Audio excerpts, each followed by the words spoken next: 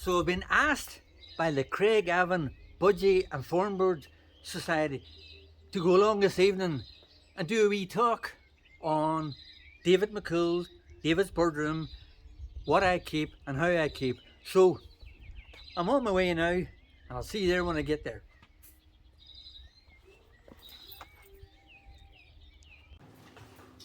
So what kind of birds have you got all yourself here? What kind of men am I talking to? Yourself? I'm mostly parrot-like. You're parrot-like? Yeah. Yeah. I have a bit of Australian stuff and a few native soft-bills. Yes, right. And you're a budgie man. All shoe budgies. Yeah. Yes, very good. And orange? Couple of colour clears and the thornwoods. Yes. Java sparrows and I tried talking this man into his nails last year and it didn't work. No.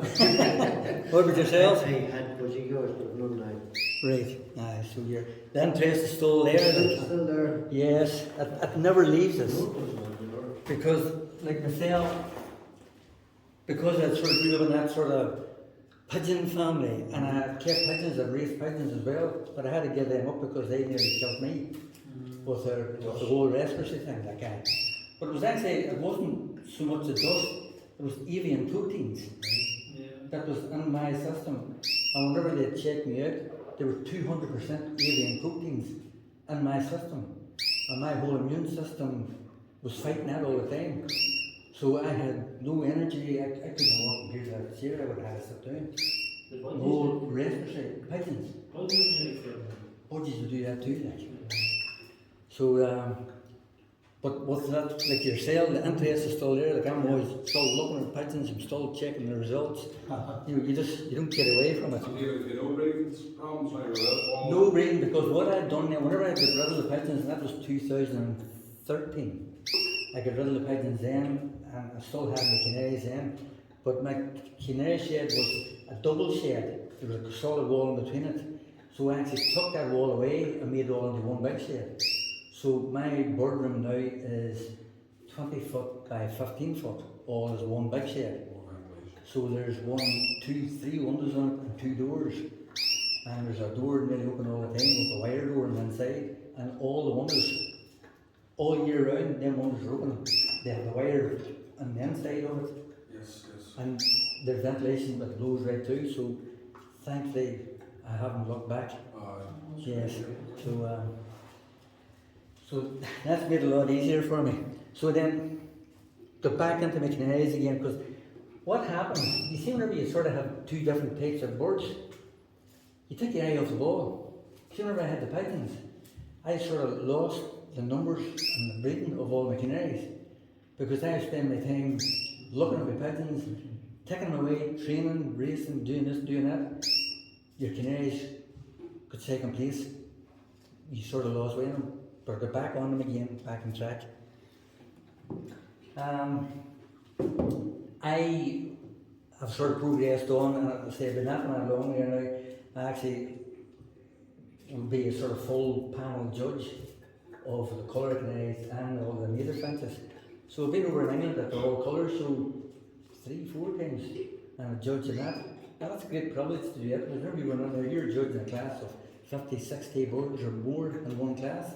You have 2 or 3 men there kicking birds back and forth, and it's a lovely achievement. It's nice to do it, you know, and it's a great feeling, but it's actually nice to be asked to go and do that.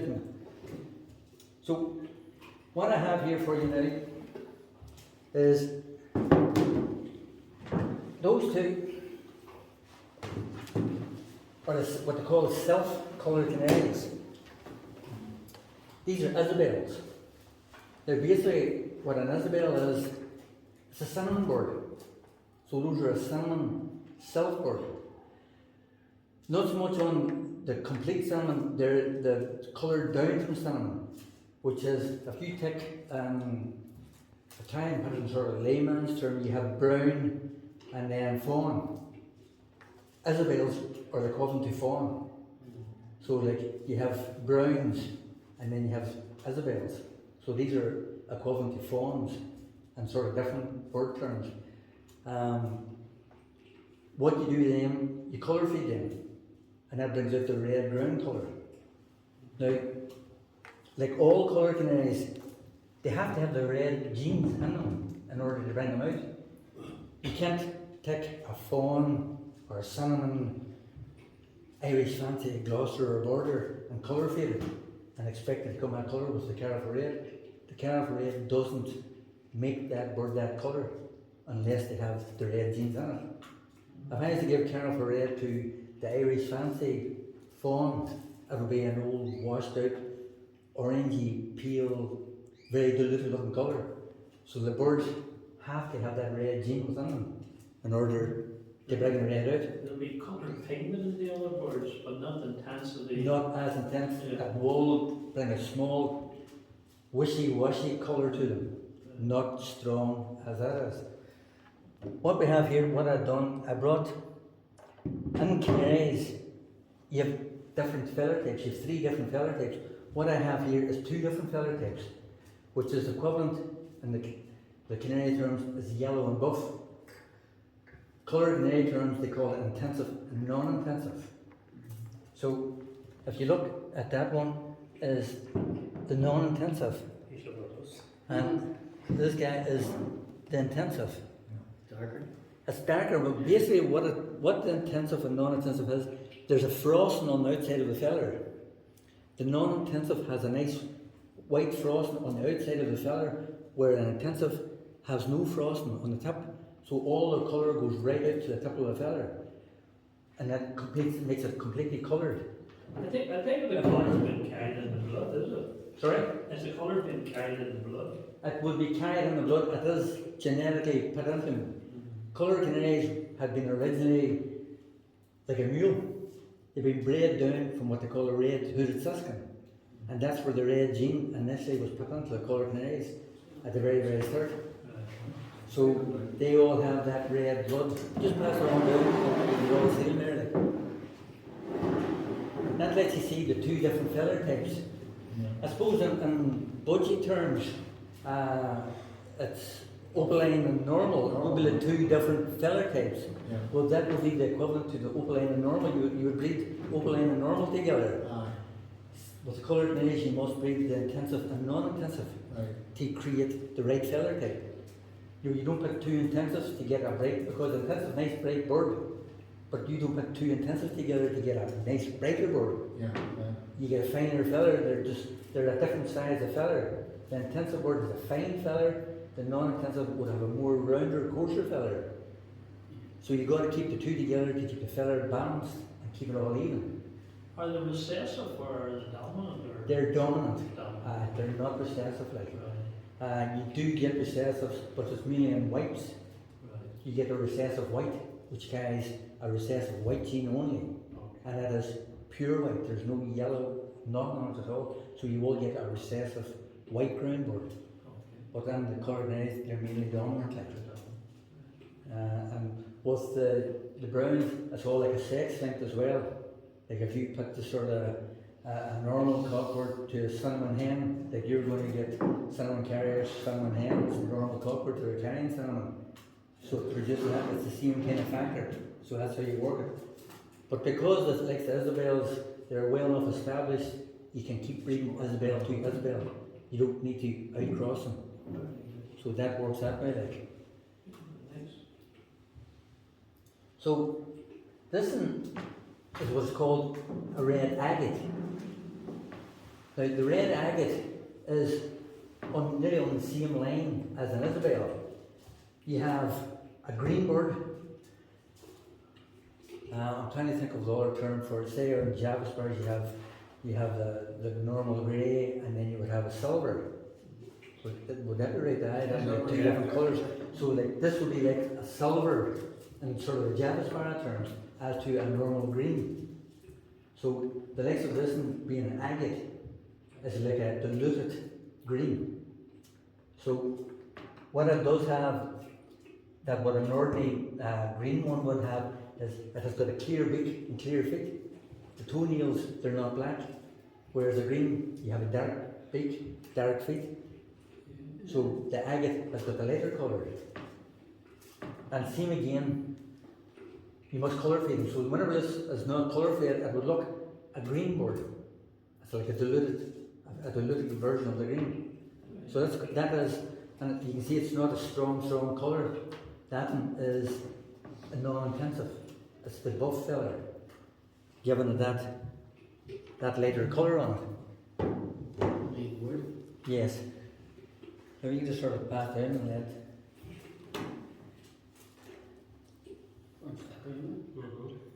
And the next to that, same again, you would breed that then with an intensive feather board in order to produce the best feather type and best colour. You want to create a nice even frosting throughout your boards. The frosting's got to be nice and even and right through it. Has your birds increased? We're talking about size earlier, different birds, different canaries. Yes. Have grew in size, and these more or less remain. They went through a period, I mean, like in the sort of late 80s, early 90s, there was boys putting Norwich, they were putting borders on them to try and get a bigger, stronger bird. And then what you were seeing then on the shoe bench, you were seeing coloured canaries that were coming on the shoe bench that were 6, 7 inches, great big long birds, stunning looking things. But like a coloured canary, 5.5 inch bird, and that's all pulled back down to it. It's not really a tight bird, so like you're never really ever were breeding for tight, but they did sort of all get together and say, here, listen, we want this 5.5 inch bird, and it's been kept again. The big Norwich border shaped bird was brought back in again. It's a good thing, isn't it? It's a good thing. They've kept it all. Like if you go out on the show bench now, like you will see a fairly good regular size of all the birds along the bench. Like they do keep them to that 5.5 inches. Yeah. Like sometimes you get a judge to come on and all they look at is size. I like a big bird. Well, does that help their breeding as well? It does help the breeding because you can be more selective. Like in years past, men would have put a big bird to a wee bird to try and keep. You don't have to do that. Like you can't get big stock birds. Does it help your fertility too? It's like any kind of bird. The better the quality they are, the fertility goes down and the whole lot sort of weakens. Like there's nothing as hard as this man wrote about breeding his budgies. The bigger and the better they are, the whole fertility, the whole breeding rate just goes downhill. And the likes of the coloured greys, they're no different from your man's Norwich, the Borders, the Gloucesters. The better they are, the fertility, and you just lose it. And it is so hard. Like what we have here is a reds, or clear reds. Now, this boy on this side is a variegated bird. The variegation on, you see all the sort of dark markings on them. So that's a variegated bird, that would be a clear bird. Now, as far as show standards concerned, it doesn't matter whether they're variegated or not. It's all about colour, depth of colour, evenness of colour, and with the non-intensive, it's the evenness of frosting. That's what it's all about. That's what you have to look for. Yes. So the intensive bird, what you're looking for is no frosting on it at all. The frosting will be in your non-intensive, so you're looking for a bird that has got a depth of colour that's nice and even, with no frosting on it at all. Are they clear flated then? They're clear flighted. You see this in here, it's got the yellowish white flights. That's a first year bird. Right. You see on the show bench, you'll commonly see on the terms flighted and unflighted. Yes. Right. That's where this comes from. A first year canary doesn't molt its flight feathers nor tail feathers. Does budgies, foreign birds, would they molt their feathers? Yeah. They molt their feathers on the first year, on their first molt, do they? Right? Because I know the native finches don't either. They would be unflighted. On their first molt? Yes. So there's no hiding a young first year canary, coloured canary, because as you can see here, It's not really. Do you still ring them then? you ring them. They must be rung. For showing purposes, they all have to be rung. Even though that you can see that there's young bird. Yeah. Yes, it's still standard. They do need to be rung. It's the thing that I particularly don't like doing with some birds. Is ringing, Yeah. right? Because some of the birds are the likes of I keep the ringnecks, parakeets. Yes, If the colour code for that particular year is quite bright or luminous, they will attack the leg, can and sometimes happen. they will even take the leg off. yes, So what I do now, I actually ring with split stainless steel rings when they're out of the nest, yes, and with DNA them at the same time. right. But I have tried thing with ringing, and I've had some Bad experiences on it. yeah, Thankfully, with the canaries, there's not that big of a problem. yeah. Because we could bring them whenever they're 6-7 days old. They're big enough, and if you have 3 or 4 young ones on the nest, they're all well clumped in, the rings are well hid. I can't see it. They can't see them, like, so thankfully haven't had a lot of problems, and I haven't heard many other men saying that they would have problems with canaries and ringing them. That's lovely. Yes, This fella, go ahead. Will this tail whiten down, be able to off the mold then? no, his tail will turn red. Or After this year, whenever he goes to molt this will year, the whole lot's red? he will molt the wingtail and the tail feathers, and then they will colour. So you know, on the show bench, to look at a bird that is at least a 1-year-old bird, Yes, right. because it has a complete red wing and tail. There's someone with white clear wings, is there? No. No, That's a different type. No, that's not a different type. That's- There's people, and there is a sort of classification for what they call white wings. Right. And that's mainly in Europe, they call them white wings. Because in Europe, they colour feed all the canaries in the nest. So whenever they come out there, first year birds, they're all red. Their wings and tails, they're all red. Because in Europe, they like to see a red canary, and it must be all red. So they would actually frown upon a bird with white wings and white tails. Right. But there is a sort of a trend there now in classification for what they call the white wing. Right wing, obviously. The white wing is something that we've been doing here in the UK and Ireland a lifetime. We've been breeding them, not colour feeding them in the nest and having them like that.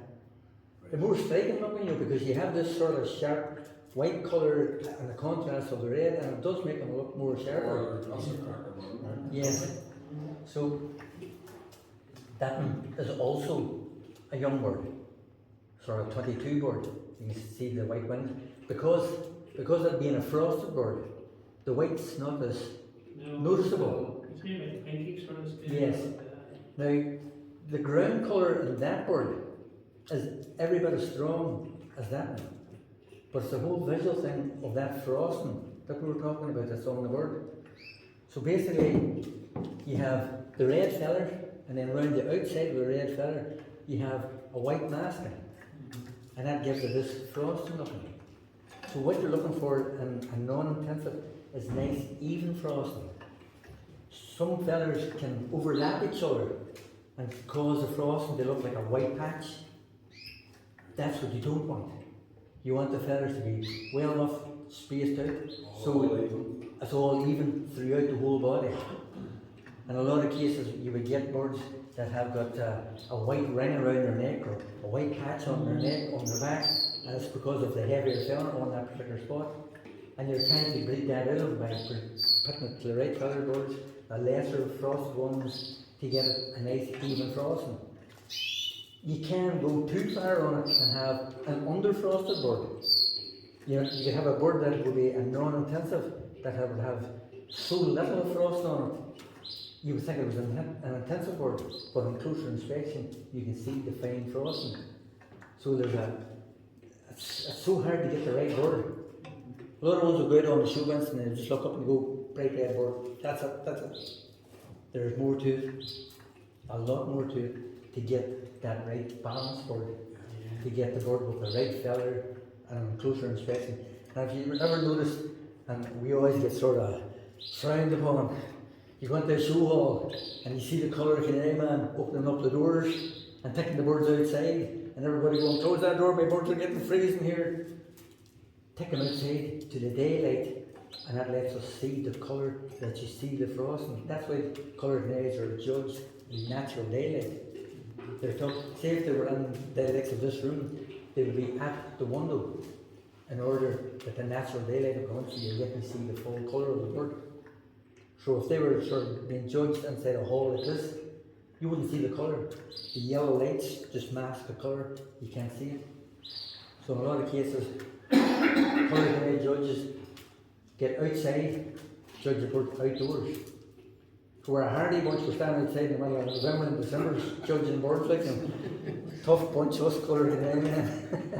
So that's the two different feather types and your clear birds. What they would have said in the past that when two birds came up of equal quality and equal frosting and equal depth of colour and they couldn't decide, the clear bird was to get preference. That, I don't know, because I don't see that's just a sort of rule that has been made. Yeah. But the clear bird won't get preference. Do you think it'd be harder to produce the frosting part in the clear? No, this would be sort of against two birds of the same feather type. Yeah. You know, so there's two intensive birds that were going up for the top of wire. Oh, yeah. So you're sort of judging on that like. So they would say that the clear bird would get preference over a variegated. I think it's probably just a rule was made to try and keep the canary clear, the intensive red clear. Like. But yes.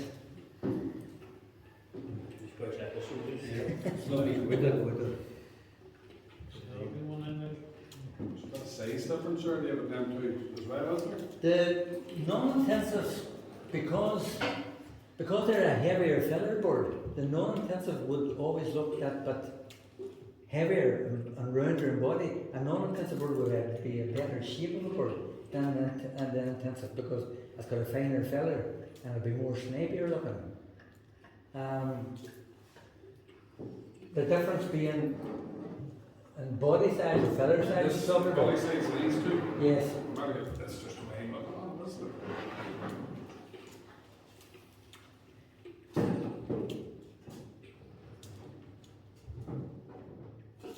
There is always slight variation in sizes. Now, those birds wouldn't be my selected showbirds. They're actually, and the reason why they're here today, and I was saying to Stephen, because he said we're bringing on board, I says, at this time of year, canaries are all breeding. They're feeding young ones or sucking eggs. These birds weren't selected as even my breeding team. So these are a few spare birds. So it will be easy to pick out different faults because there is variations in the size. When of the the show birds. themselves get to make themselves a wee bit bigger, do they? Well, it's not about being bigger. They want to sort of hold themselves nice and tight to keep the feathers nice and even. He seems to be able to, when he's thinking, Yes, look at me. he can stand up Show a little. himself Yes. more. Yeah. You would do get birds that would be on a showboard. Look at me like. Yes. He would be more, and actually, I brought that non-intensive to let you see, this is boy at the bottom. He's got a wee lump on the side of his face. So he sits, Same underneath the eye. the wee sits just on the side of his face. And I purposely brought that to let you see a fault that you see anywhere. A bird like that could not be shown. Because it does have that fault. He still has got the feather quality elsewhere, but he has this wee cyst on the side of his face. So he's up. And that'll stay on, will it? It hasn't gone away. It was there from a very, very young bird and never got away and never got any worse. Is it feather, do we think of feathers or? There's a wee feather cyst that was just swollen up and just stayed like it's just like Would you breed of it? I couldn't even breathe. But would you? Is it No, I wouldn't. genetic to it? I No. most likely would. I wouldn't be sort of take a chance of putting that into the bird because yes, it could be genetic or it could even just have been it could have been picked in the nest and could have caused that. Yeah. Like we've all got sort of wee imperfections, a wee scar, a wee lump. Birthmark. Yes, it could be any of those. So you don't want to take a chance. Remember, you're trying to produce the best of. Yeah. You're eliminating the bird that has got the wee fault. Such is the case that I wouldn't even ever part that bird to anybody. That's why he's still in my shed. You know, because I wouldn't part that on for you, him or other to breed off, you know. Because you know what's going to be in the line, so it'll stay there. Nice wee singing bird. Probably somebody will come along and they'll get themselves a nice wee singing bird someday. Perfect for that. And that's what it would be like. You seem to say that we said, I was brought up by me when years and years ago, and got the colour canaries. But when I got my one, the amount of them wasn't picked off, but we got them, we only had them a few, when you watched them, balls come on. Yes. Loads of them. Yes. All over the body. What caused That would be, and I would imagine that would have been a mosaic. Where did they have it? The mosaic and the colour canary terms is the third feather type. The mosaic is neither intensive or non-intensive. It's a different feather type completely. The feather type and the mosaic doesn't take the colour. So it's pure white to the very end. It's like a complete big buff feather. So a mosaic only shows coloured patterns like a goldfinch. It has got a red blaze. It would have the shoulder points. It would have a red bit on the chest and a small bit on its rump. And that's the only parts that would show on. That's the colour. Because of the feather being so heavy, that creates feather lumps. And that's possibly where you could pick them off, you could have picked them off. but then just they come back again. They would come back. So you'd be kind of selective breeding because it's actually harder to see, but there is two different feather types in the mosaic and within a cell. There's a fine one and a coarse one, and you're trying to keep breeding it back down, not double buffing, not double mosaic. That's a big problem in mosaics. And I imagine that's the kind of word that the fellow had that you're talking about, like. Double buff. Well, it's mosaic is a big heavy feather pattern on its own. So you got to try and sort of put that back down again. That's a problem within the clear red mosaics. Whereas the likes of these reds, you have the two different feather types and you keep that balance right. You don't keep any of the new colours, you just keep these Well, basic reds. new colours, there's nearly no such a term as new colours. New colours would have been a term that I had used in the late 70s. The Isabels were new colours. Because in the years past, the Northern Ireland, it's now called the Northern Ireland Colour Canary Association, that was always called the Northern Ireland Red Canary Association. And that was always only for clear reds, variegated, red blacks, and mosaics. They totally frowned upon the new colours, as they call them. The cinnamons, the agates, the opals, and everything else is sort of doing in. But nowadays, it has all been embraced. All colours, they're all called colour canaries now. Even the clear reds, they would have been called red factors. They're not called red factors anymore, they're all under one umbrella as being colour canaries. So the term new colours has sort of gone with the old terminology, because there was old terminology, and the terminology would have been a red orange or apricots, and so that's all changed. They've got new terminology, new names. So the term new colour, sort of, it's not there anymore. So as I said, the history of the red canary started off, probably, I think it was in Germany with the wee roller and the red-hooded siskin. So they'd crossed this red-hooded siskin and with a small roller type bird. So that's why in the early 70s, the red factors we had were all these small snipey birds that were of poor colour. So they have been bred up and bred up. And that's where they originally came from. But they got the red gene in, they got the size up, then they put them into the silk birds. And now there's a vast array of all different colours all out there. And it leaves it open for everybody. Colour canaries can come under the umbrella of yellows and whites. You can have yellow birds and white birds, and they're all still colour canaries. So there's open up for all fanciers of all kind of interests to come in and do that. What's the grey wings, David? Can you get a red grey wing? You can get a number there in silk birds, so they will be in the likes of the silk bird, the melanin birds as they call them. So the grey ones will be sort of like the red blacks that have got lighter colour wings, so they're just called the grey ones.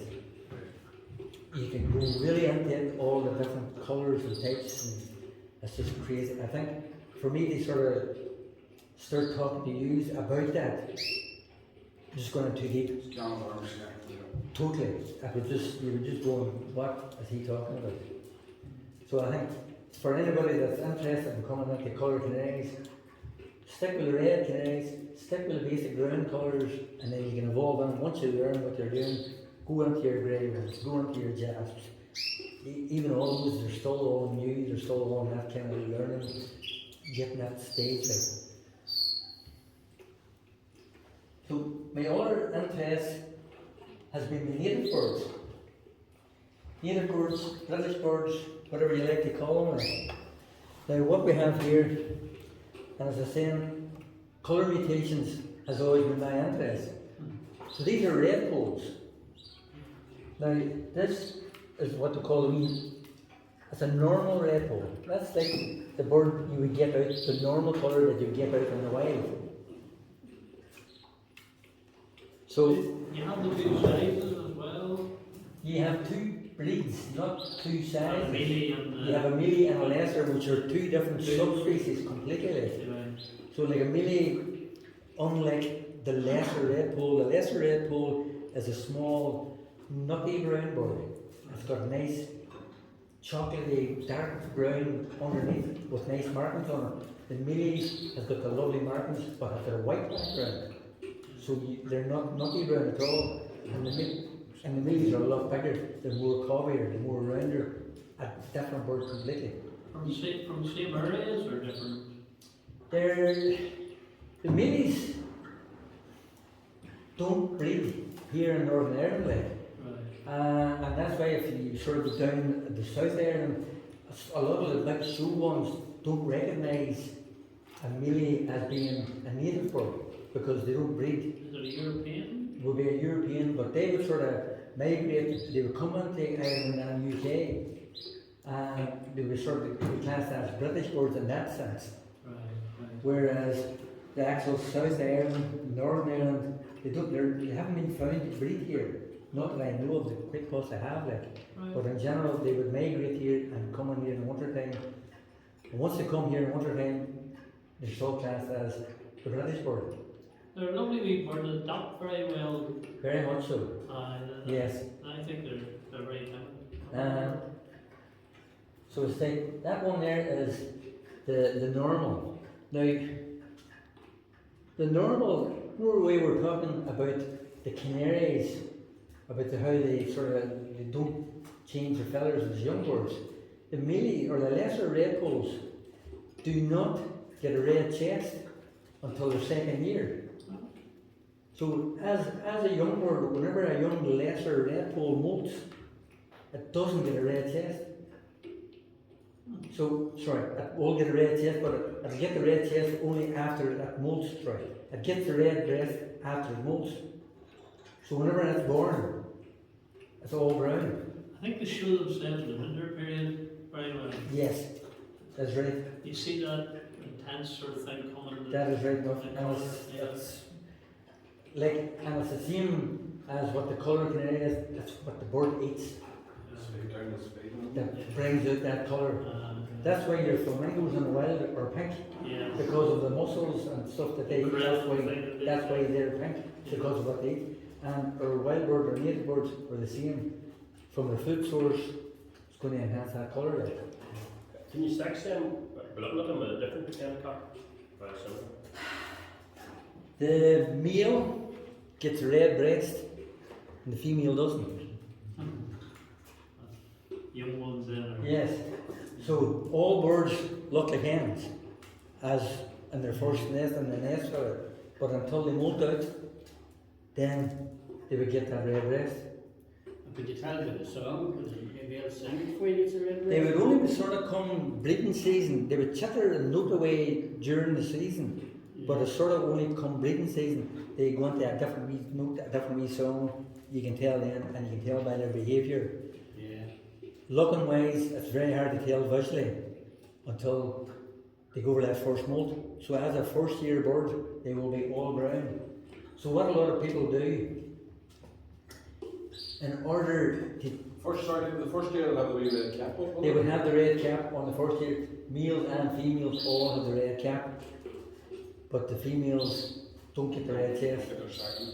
So what a lot of ones do in the first, as a young bird, they would pluck a few feathers on the chest, pick half a dozen feathers out, colour feed them, and then them feathers would grow, and you would see the red half moon shape. And that's how you know you've got a cockbird or a hen. We trick. Pull out a few feathers, then you know you have a cockbird. If that feather goes back again without the half moon red on it, it's going to be a hen.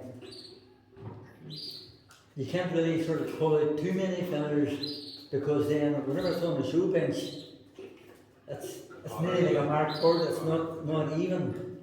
So like a lot of young birds, a lot of ones we put them out on the bench, they're judged as what the people put them on as. Because It could be hens or not. could be a hen or a cock. And is the linnet, would the linnet be the same with the red breast? The linnet would be the same with the red breast as well. The first year. So that sort of first year young bird, they wouldn't have that until they molt.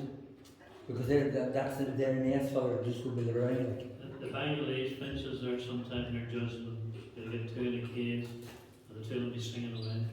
You know? Yes, It'll be the same sort of. that's the same scenario as right. So what we have here is the brown ant, the brown lesser red gold. This is actually a brown cobalt. So a cobalt is just another different colour that's on. You get them in colour canaries, you get them. I don't know, would you get cobalts in the other breed of canary or other breed of birds? Would you get cobalts? What would the difference in cobalt budgie be? Would it be darker underflew completely? Would it be sort of dark? Yeah. Yes. Darker tone. With darker tone throughout? Right. So then that is the same as what we have in the likes of this. So the cobalt upward be the same, would have it sort of like a darker right on under through, like so you're sort of looking at. Well, this is the same, rather than having sort of the lighter colour on the road, it's got that darkness, it's that dark smokiness. What's the cobalts? They do not get the red chest at all. So the only way really to sex them is by DNA sexing a cobalt. They don't get the red chest even in the second year. Are they a British wild bird? They're a British wild bird, but they wouldn't be got in the wild. Because they're bred in captivity, the colour would be bred into them here, so they wouldn't really be out in the wild as such. Just them. So that, the one that we have here is a normal wild colour. Yeah. So then you have the likes, Well, maybe it'd be a dark factor. Is that? it's a dark factor that's in it. Yeah. Uh-huh. Yeah.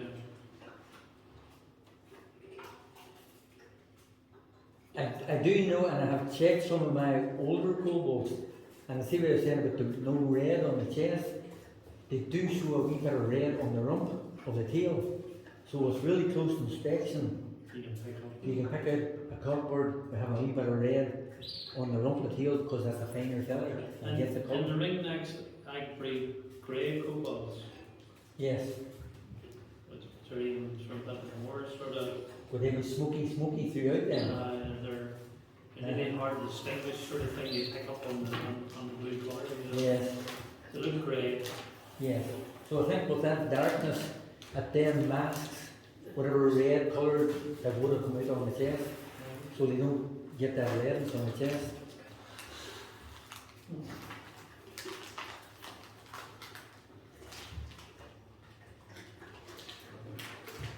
So another section of breeding the sort of native birds is the mule and hybriding.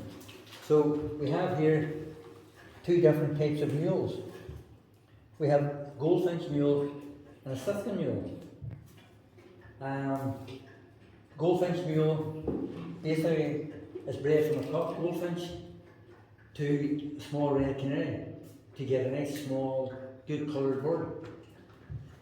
So The young birds, those are last year.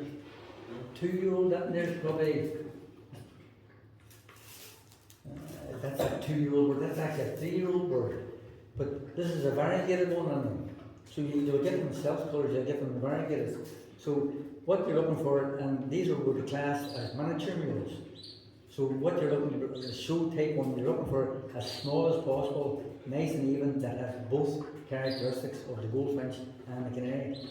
So you can go down and you can look at that and you can go goldfinch face, canary beak, canary body. I can tell that's a goldfinch canary. You have to visually see the two parents. And Should you you know. be able to use a goldfinch in a variation of sizes? You would usually see, because this is what's called miniature mules. Yeah. So there are two different sets and two different classes. So a lot you have mules and you have miniature mules. So the other ones then you're breeding for as big as possible, a big cobby mule. Canary. Yeah, So I you know that, I'm just saying, the goldfinch seems to be able to breed with a bird quite a bit bigger than itself. Definitely so, because they will breed with Norwich. Yeah. And the ideal one is on the show bench, the goldfinch Norwich. That's unbelievable, isn't it? You know, so like you're going to get a bird that's going to be big and cobby, that's got the goldfinch face, the yellow bars on the wings of the goldfinch, but has the shape and all ground colour of the canary. It's hard to believe they get the same copulation or sort of thing from the different size. You can do. It's like Jack Russell and Mutations. It is. Yeah. Basically, that's it. And so that's what they're looking for on the show bench, on the sort of the bigger ones. But these are the smaller miniature mules. What to see it so? It was a goldfinch crossbill. Goldfinch crossbill CS class is a hybrid. Rare, it's rare. Yes, Have you some of the colour yeah, that's what I mean. that has been coloured. That wasn't would have been white. It would be white. It would be sort of like a green and white one. Yes. And then you get the other one with the cross. They're lovely. What do you do with your hens? What's that? They're flying about my aviary. People would use them as feeders. I would never trust them as feeders. You know, I have a few hens there and they're just on the flights and they're just there to spend the day there and enjoying life in the big aviary, like, and that's what they get. Like, somebody will take them for an aviary in the garden. And That's where they go. David, why would not trust the space? I think it's that sort of wild goldfinch that's in them. To me, I wouldn't trust them as being good parents. They haven't got good parent instinct. They're just, you know, and they don't even lay that well. They're not even really interested in laying, or they're not interested in love. I have, actually this year, I have a hen mule, and I have her in a flight cage down the bottom, and that's along with a spare red pole, only because it's a spare cage. Put the two of them together, you see, nothing's going to happen. If something does happen, if she does lay, they'll be infertile, because she's infertile. They're there, and she does nest, and if it's spare eggs, I put them in below her, but I wouldn't put anything that I really, really want in below her. Yes, one somewhere. You know, you just would not chance it. Like. So you have to keep quite a few pairs for rearing as well. I try not to. All my native finches are all self-feeders. They're all in cages their own, and they rear their own, look after their own, leave them alone, let them do their own thing. Canaries, my coloured canaries, I don't use feeders. They rear their own. It's on their fancy goldfinch, David. It's actually bred, and what I've been trying to do is, a lot of years, I've been trying to breed a smaller red factor. So this way I have been asking last year about a rasa. But I was looking to get rasas in order then to produce, to cross them to a red canary, to get the red into the rasa, which is a smaller bird. So you got the red gene in. You put the red gene in. But the more I looked at that, I had to make them smaller. But the more I looked at that, and the more I looked at the rasa sits at a very 45 angle, which wouldn't make for a good mule. So you have a small bird, but it'd be sort of lying across the perch, and to me it wouldn't make for a good mule. The only reason why I would sort of tie the rasa, I would put that in, then put the red back into it, and then try and get the bird bred back up again, still keep the size down, in order to produce a smaller mule. But your question was that has been bred off what I had bred was an Irish fancy bred to the red canary. So I have a few smaller mongrel type reds in my shed. that are small reds, and I only use them for mule mating. And if it come to it, those birds will be used as feeders. But I don't have them there as feeders. I have them there with the intention to sort of breed a smaller bird. I've only two. Or else Irish fancy bring you. It would, and still be very, very snaky on the head, and so the likes of the red factor, it's put a bit more body into it, but brought it down in size a wee bit. Enough just to give you a nice smaller bird, like, without going too snaky. Because if you put the goldfinch into it, you lose the head. It just wouldn't look balanced. So you're still looking for a nice, evenly balanced bird, like. That's what you're looking for ideally in a sort of in the show bench, like. And the colour. And the colour. So it's just matter to get the colour into it. This wee boy will be bred down, same again, from the Irish fancy red crosses that I have, with a Sussex copper.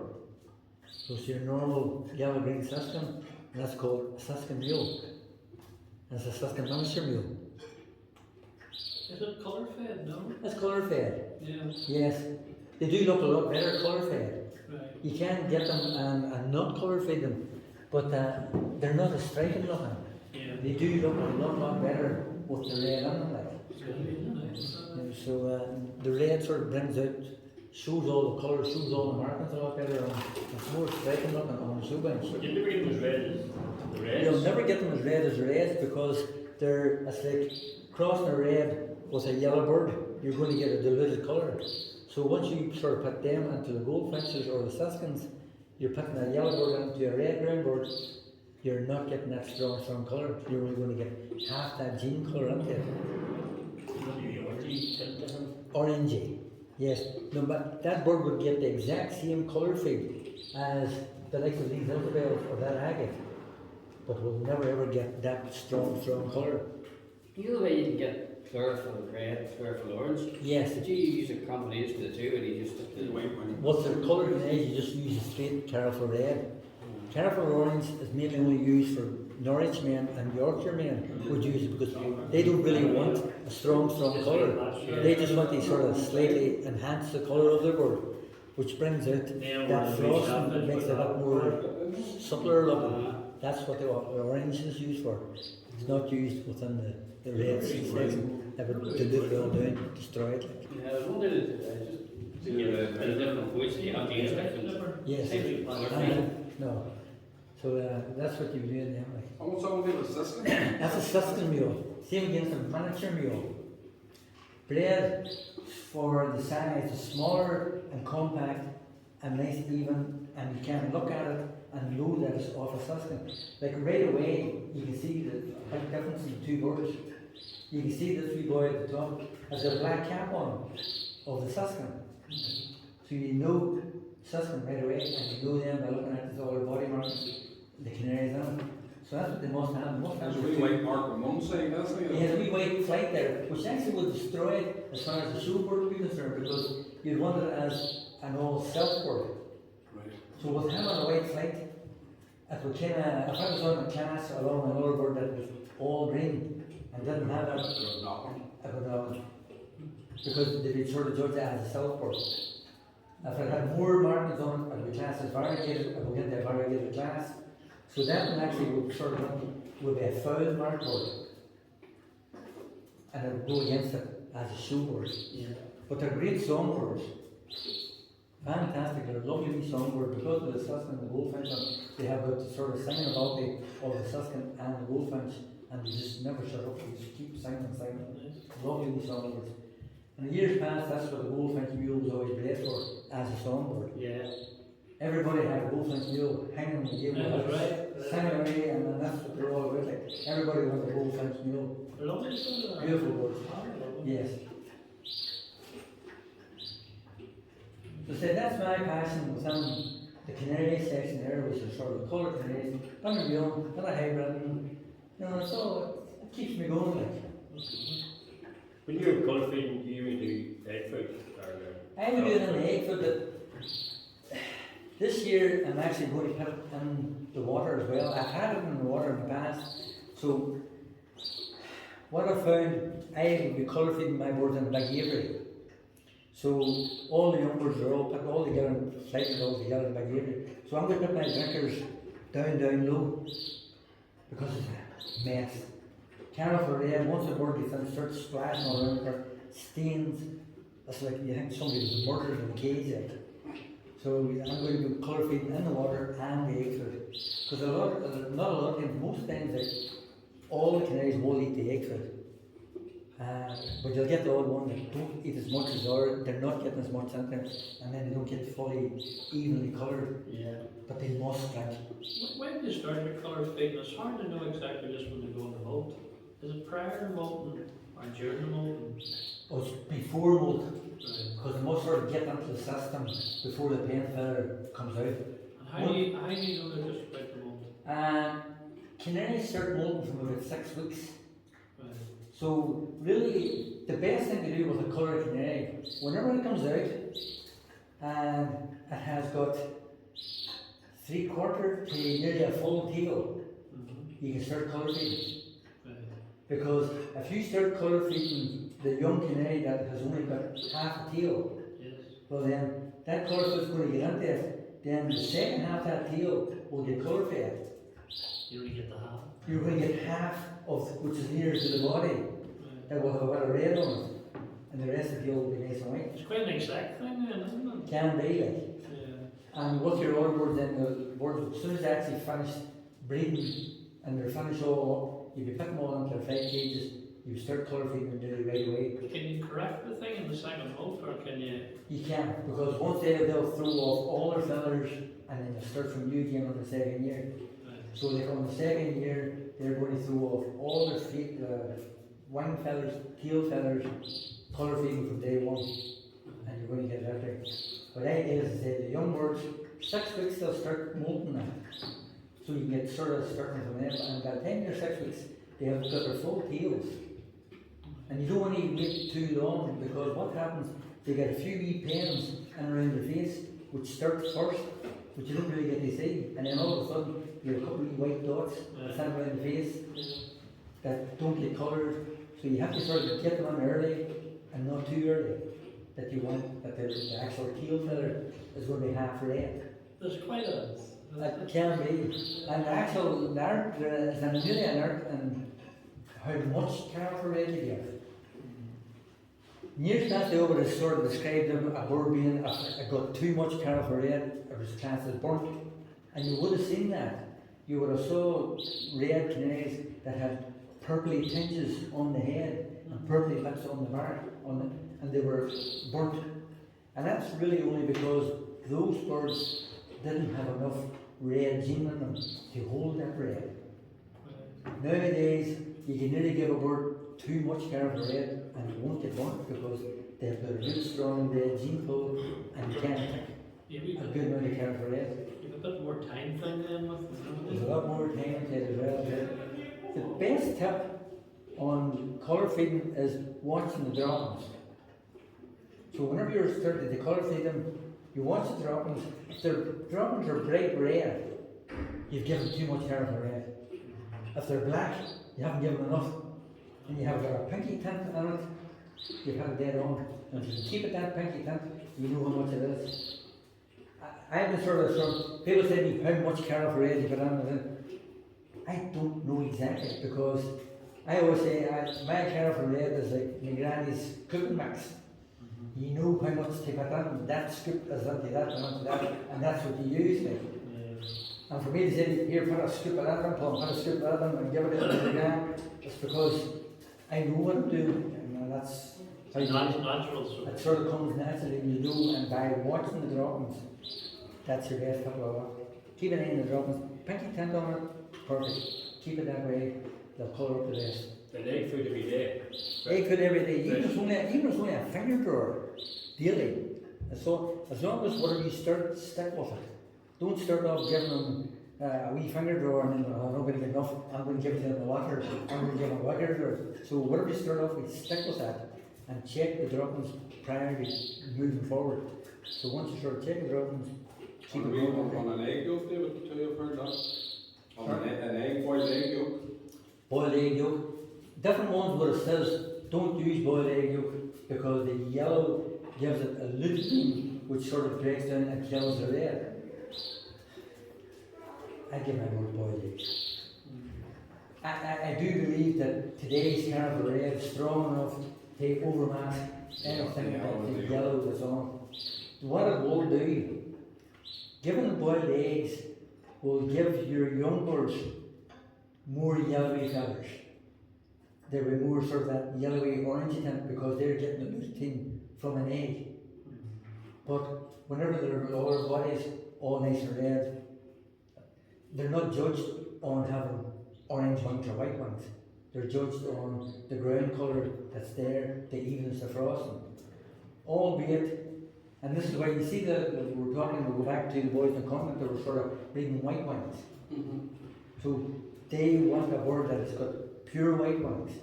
So they will not breed or feed anything that's got lutein in it that's going to give the bird that yellow tint. So they will feed on a white based food only, like, so that the bird comes out nice white flights, snow white. So the whiter they are, the better. They're not a different bird at all, it's just what they're fed. Gives them that nest feather colour. So a lot of it is about what you feed them, what you're giving them in the nest. Would you give them a dandelions and all too? They get dandelions. I'm a sort of keen gardener. I have my greenhouse there and I grew all my lettuce, my spinach, all the different vegetables, and the birds get all of that. They couldn't get enough spinach. I have spinach growing all year round and they're getting spinach leaves, they're getting kale, they're getting all different colours of lettuce. Peas are growing in the garden, they're getting all that, like. Wow. So they get all, I know exactly what, I don't have to go out and pick dandelions. I have enough greens that are coming through the greenhouse that keeps them going, like. I suppose it's just like, probably like most years, you've got an interest in the wild birds as well and sort of different things out around you. Like, I have sort of known, I picked up, on my Facebook, I sort of picked up different photographs, and I actually picked up a photograph today of a jay. And I had wrote, or Lawrence wrote, the elusive jay. And I had said to him, and I said, it's funny you say it, because a lot of years ago I used to be sort of writing articles for a local paper, and it was called the Nature Nook Corner. And that's what Lawrence says, maybe you can elaborate tonight on the elusive jay, because I had come back and I went, funny you say that. I had done an article X amount of years ago in the local paper, and it was headlined the elusive jay. And he used the exact same word that I had used, and I think it was 2005 or something like that there. So I have the different wee articles there. One there, that's it there. I walk in the Roe Valley Country Park, it was called, and it was called the elusive jay, pictured at the Roe Valley Country Park. So that was a photograph I took, and probably 2005 or something like that there. It's just different wee articles I had done in the local chronicles. Yes. And it was all with wildlife, sort of being out and seeing wildlife, so it was all different birds. I was photographs of hares, I was out photographing badgers and doing all that. Like, it's just another wee interest to have. Like. So the camera had been put aside because going back to when I had the pigeons nearly killed me with the respiratory thing. So I decided to get myself all nice and healthy. So I started running, started swimming, started biking. So I was out doing all that. So I was actually I was doing triathlons. And I was doing half Ironmans. So my last half Ironman I done was down in Dunleer. And I set off and went up through the Wicklow Mountains, and the last thing I actually remember was a paramedic looking down on top of me. I came off my bike and I broke my neck. So my quest to try and get healthy had nearly killed me. So those sort of few years, the camera was put aside because I was out biking and swimming and whatnot. But now life has caught up on me. I've got herniated discs, I've got this, that on it. My camera's back out again, so I'm back out photographing birds again. So my fishing rods are back out again, so I'm back out fishing, doing the legs, and I'm going back to what I've done before. Because I had always said to the boys, like, if somebody had said to me, do you want to go for a swim, or do you want to go for a run, or do you want to go fishing?